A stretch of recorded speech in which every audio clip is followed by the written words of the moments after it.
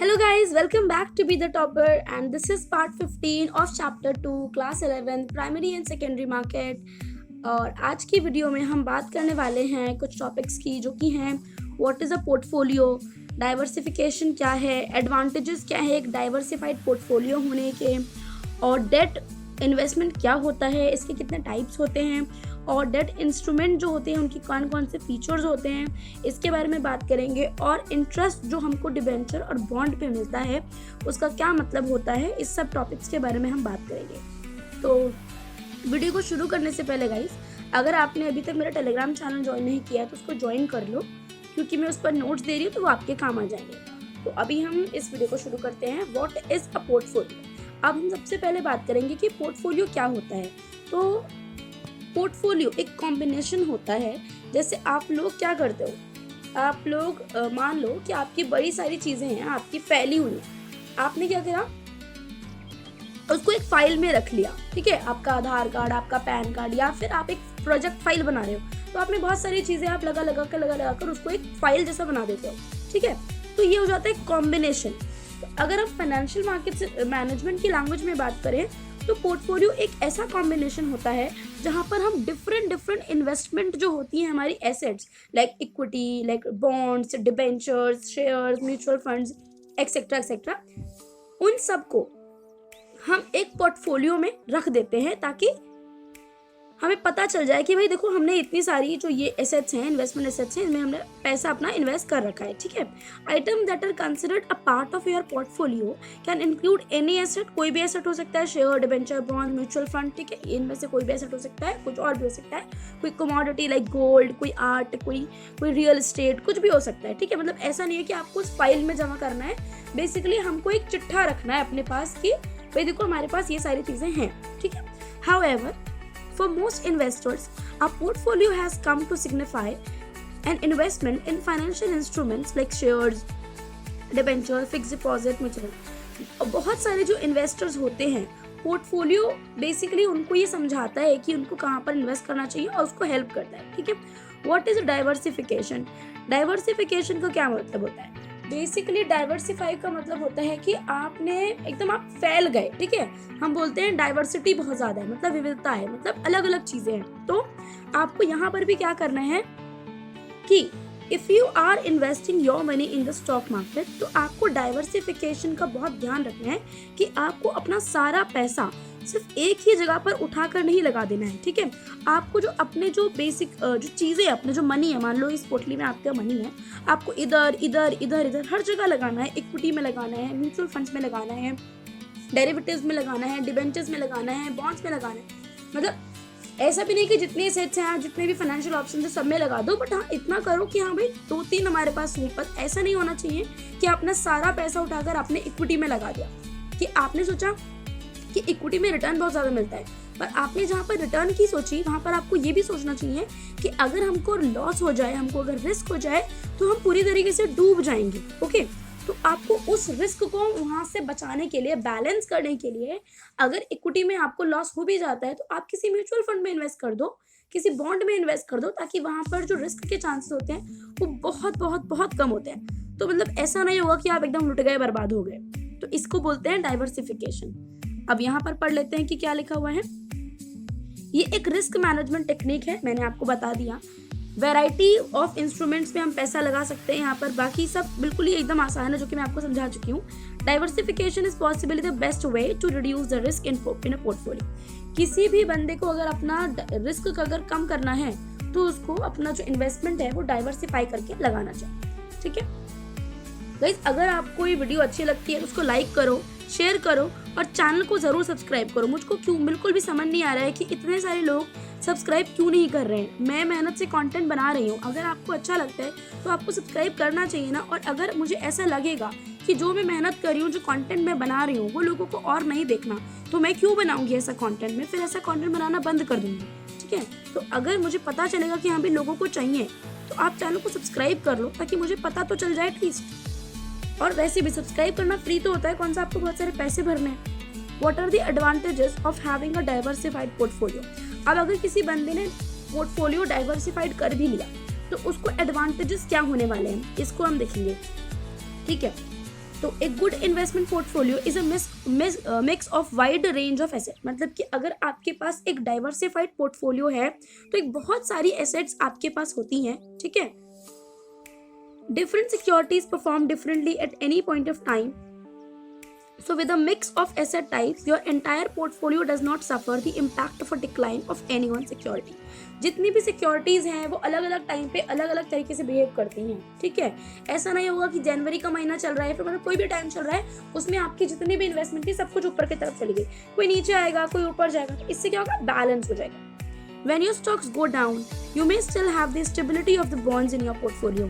अगर आपने कहीं किसी कंपनी में इक्विटी खरीदा है और दूसरी किसी कंपनी में बॉन्ड खरीदा है, अगर स्टॉक्स नीचे जा रहे हैं, अगर इक्विटीज नीचे जा रही है, तो आपको पता है कि भाई बॉन्ड से मेरे को पैसा मिल जाएगा तो बहुत बुरी हालत नहीं होगी, कोई प्रॉब्लम वाली बात नहीं है, ठीक है।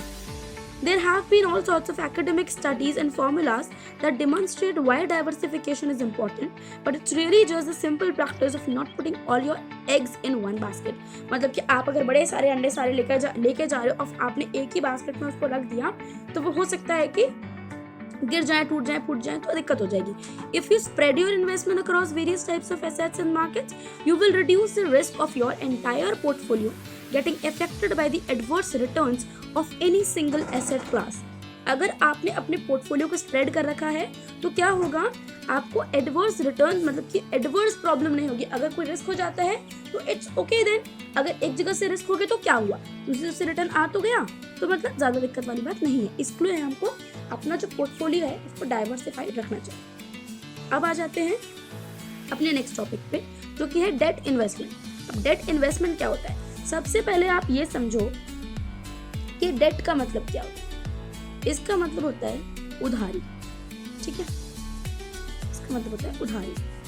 आपने उधारी ली है, किसने उधारी ली है, अब ये देखना है आपको। जब उधार लेगा कोई सरकारी इंस्टीट्यूट उसको बोलेंगे बॉन्ड, ठीक है। अगर कोई बंदा कोई अगर प्राइवेट कंपनी किसी दूसरे बंदे से किसी इंडिविजुअल से उधार लेगी तो वो जो पर्चा देगी उसको, जो राइट देगी उसको बोलेंगे डिबेंचर। इतनी मोटी मोटी बात समझ में आ रही है। अब मैं इसको पढ़ के आपको बताती हूँ। Debt instrument represents a contract whereby one party lends money to another on predetermined terms with regards to rate and periodicity of interest. Debt instrument एक ऐसा कॉन्ट्रैक्ट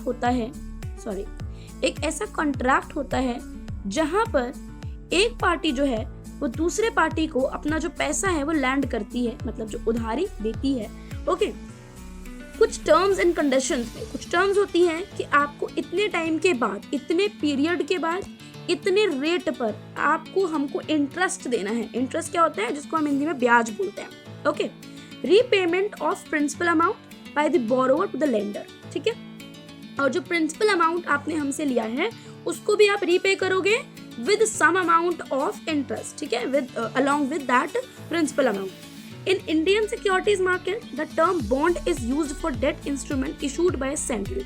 देखो, अगर किसी सरकारी कंपनी ने, कोई सेंट्रल या फिर स्टेट गवर्नमेंट ने अगर लोगों से पैसा लिया है और उनको बोला है कि देखो आपने हमसे एक सिक्योरिटी खरीदी है, तो जो लोग जो पैसा देने वाला है वो क्या बोलेगा कि मैंने सेंट्रल गवर्नमेंट का बॉन्ड खरीदा हुआ है, ठीक है।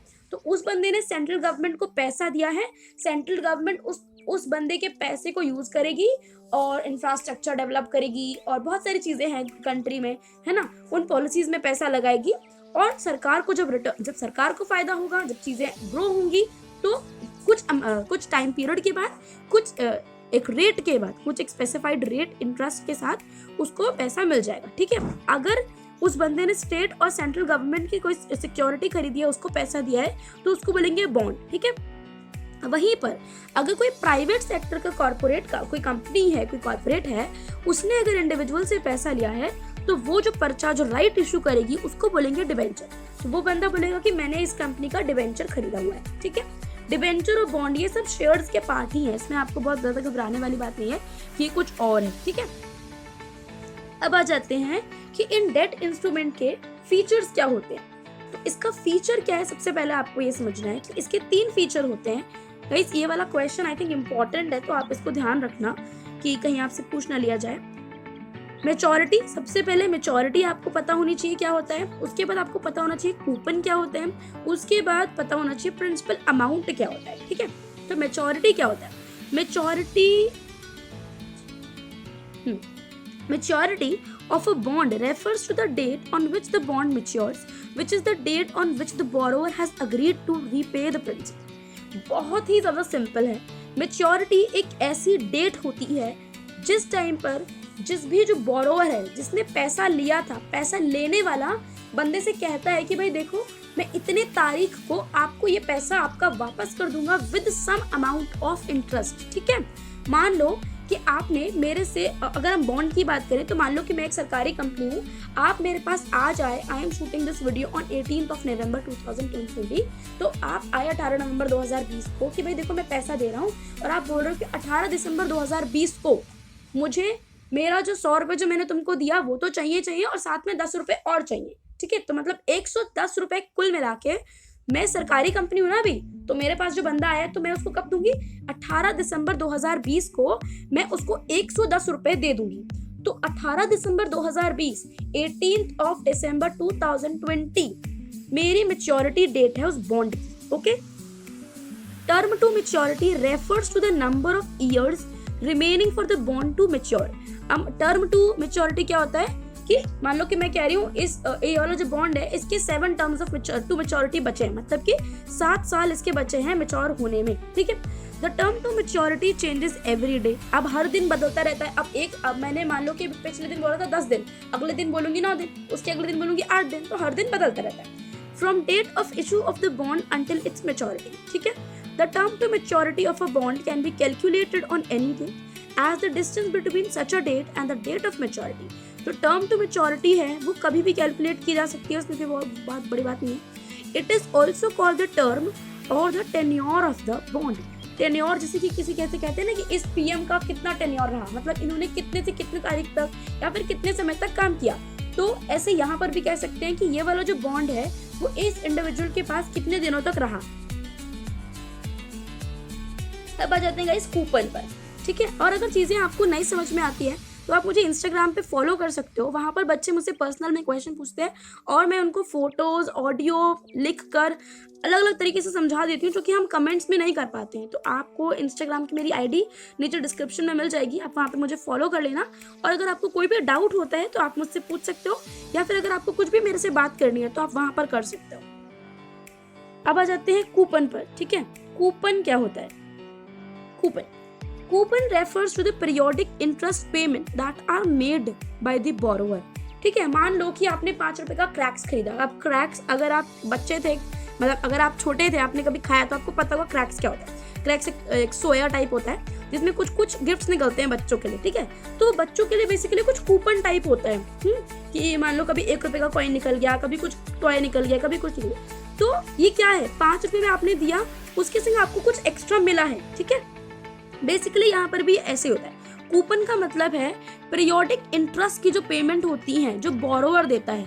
कौन देता है? बोरोवर। किसको? उस इंडिविजुअल को जिससे उस बोरोवर ने पैसा लिया होता है, ठीक है। Coupon rate is the rate at which interest is paid.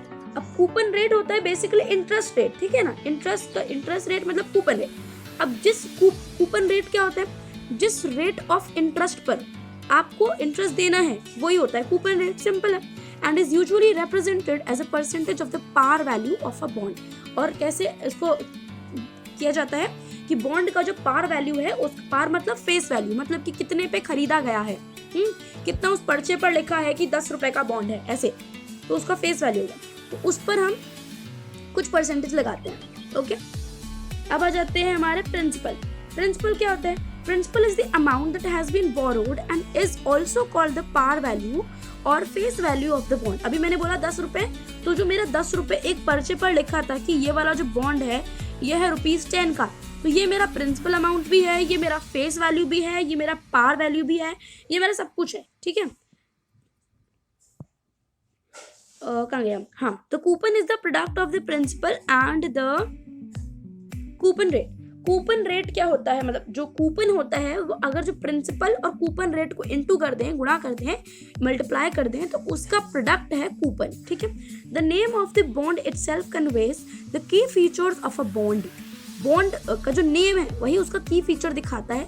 For example a GSCG 2008 11.40% bond refers to a central government bond maturing in the year 2008। अब देखो यहाँ पर जो ये इधर देखो ये वाला जो नंबर है, इसको मैं पेन चेंज करके आपको दिखाती हूँ। ये जो नंबर आपको दिया गया है, ठीक है, ये देखो CG, जो यहाँ पर CG दे रखा है वो है सेंट्रल गवर्नमेंट, ये 2008 है, तो ये इसकी मेच्योरिटी डेट है, ठीक है। पेइंग अ कूपन ऑफ 11, और यहाँ पर ये पूरा नाम है, मैं यहाँ पर आपको पूरा दोबारा से लिख के दिखाती हूँ। GSCG 2008 11.40%, ठीक है। ये है क्या, ये है बॉन्ड का नाम। तो ये जो CG है, ये जो CG है ये क्या है, सेंट्रल गवर्नमेंट, तो 2008 है, 2008 है, ये क्या है, मेच्योरिटी डेट, और ये क्या है, कूपन रेट, ठीक है। तो बॉन्ड का नेम जो होता है उसमें हमें कई सारी चीजें पता चल जाती हैं, जो कि अगर आपको देखना आता है तो आप उसको देख सकते हो, ठीक है। Since central government bonds have a face value of ₹100 and normally pay coupon semi-annually, this bond will pay 5.70 as 6-month coupon until maturity। अब देखो, अब ये क्या बोल रहा है कि सेंट्रल गवर्नमेंट के जितने भी बॉन्ड्स होते हैं ज्यादातर वो 100 रुपए तक के होते हैं, ठीक है, और नॉर्मली उस पे कूपन जो पे किया जाता है, इंटरेस्ट जो पे किया जाता है वो सेमी एनुअली होता है, मतलब 6 मंथ पे किया जाता है। तो ये जो बॉन्ड है इस पर कितने रुपए मिलेंगे 6 मंथ में, 5.70, जब तक ये मैच्योर नहीं हो जाता, ठीक है। तो गाइस आज के वीडियो के लिए सिर्फ इतना ही, अदरवाइज ये जो वीडियो है वो बहुत लंबा हो जाएगा। अगर आपको वीडियो अच्छा लगा हो तो उसको लाइक करें, शेयर करें, चैनल को जरूर सब्सक्राइब करना है। अदरवाइज अगर मुझे ऐसा लगेगा कि लोगों को कंटेंट नहीं देखना तो मैं ये वीडियोस नहीं बनाऊंगी, मैं आपको सिंपली बता रही हूँ, ठीक है। And bye bye.